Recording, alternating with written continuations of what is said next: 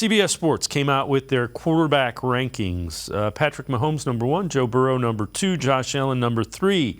Justin Fields checks in at 15, just ahead of Deshaun Watson. Despite a 3-touchdown breakout in Week 17, he ranks 31st among all quarterbacks to start at least 5 games. Completion percentage, 56.7, ahead of only Zach Wilson. You can't argue with the numbers. The numbers are true. Hadn't played in 2 years, first time in a new system. Those are important things. I mean, I kind of minimize the rust thing. I think it's even more important because of the type of quarterback he is to get familiar with the system.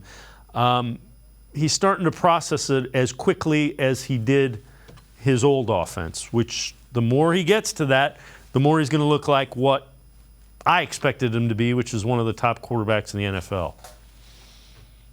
Yeah, if we're just going off the 5-game sample size, 16's fair. You know, I couldn't even argue if they said he was 18 to 20. Right. But you're not going to take 15 quarterbacks in front of him.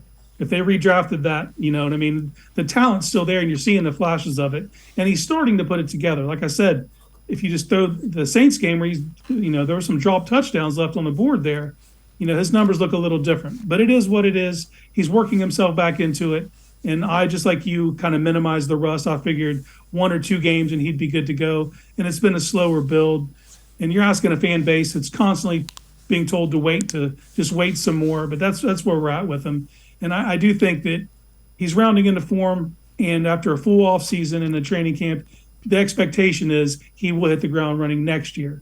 No, that doesn't mean anything for these past 5 games, but it's where we're at. So I think 16's fair.